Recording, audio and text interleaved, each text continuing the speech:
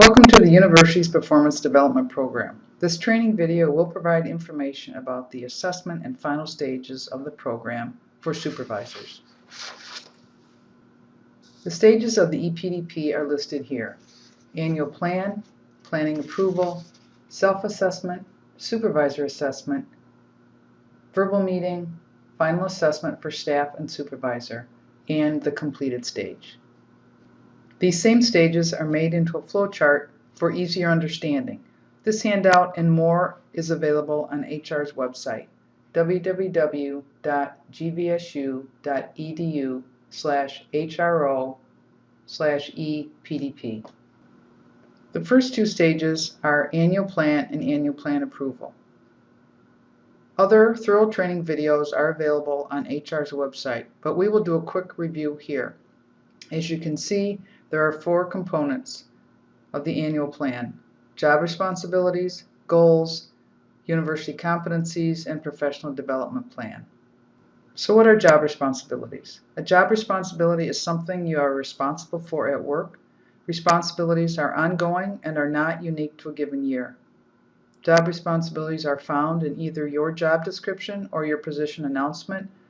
There's no need to include all listed job duties. 5 to 7 should be sufficient. It's also easy to group similar ones together. As a supervisor, you should help your staff organize their job duties. Previously entered responsibilities will appear each year, but there is an opportunity to edit each of them. The next components are goals.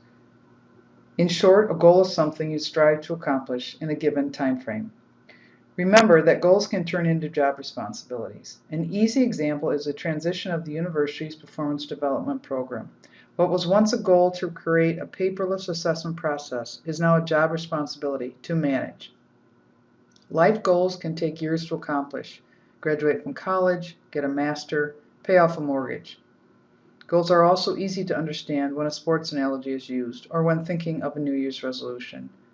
Goals in an employment setting are typically created and reviewed on an annual basis. When creating goals, it is suggested to staff to write them in the form of a SMART goal: specific, measurable, achievable, relevant, and tangible. A broader explanation of the SMART goal concept is included on HR's website. The third component are university competencies.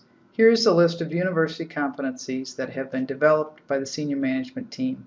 A complete description of each competency is provided as you work through the system. Also, there is a full list with description available on HRO's website. And the fourth component is your staff's professional development plan. Professional development plan identifies what skills and knowledge your staff thinks they need for their career development. Each year, this is a blank slate. Staff develop their own plans with you as a resource. So, for most of your staff, their annual plans have been completed and you have approved them. If you have not approved your staff's annual plans, do so as soon as you can. If your staff has not completed their annual plan, give them a completion date. Hopefully, as the academic year is progressing, staff are successfully performing their job duties, responsibilities, and accomplishing their goals. Then in March, the assessment stage begins. Listed here are the 5 possible ratings for job responsibilities and competencies.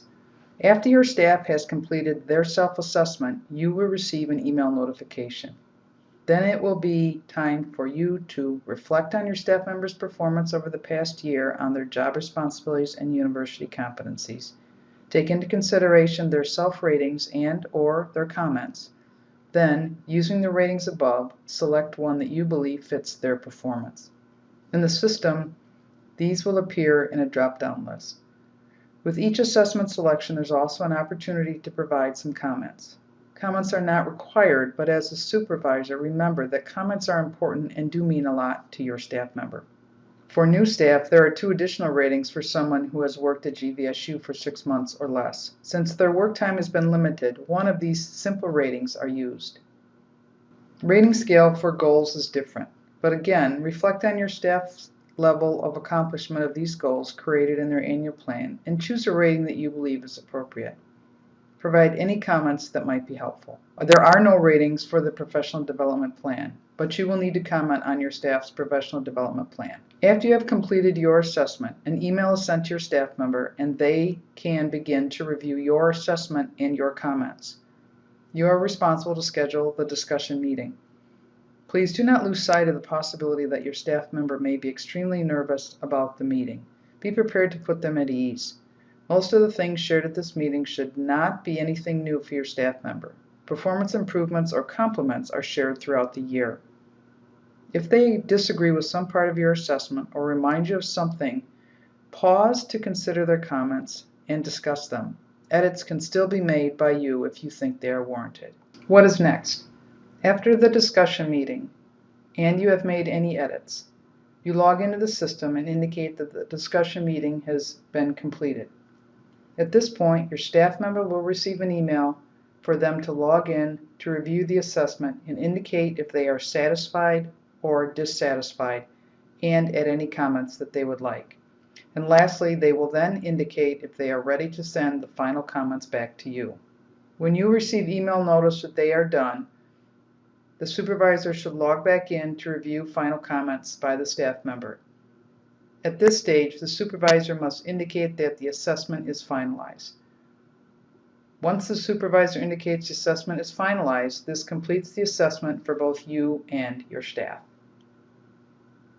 This completes our review of the supervisor's self-assessment and final stages of the ePDP system. If you need any help, call 331-2215 or email hro@gvsu.edu.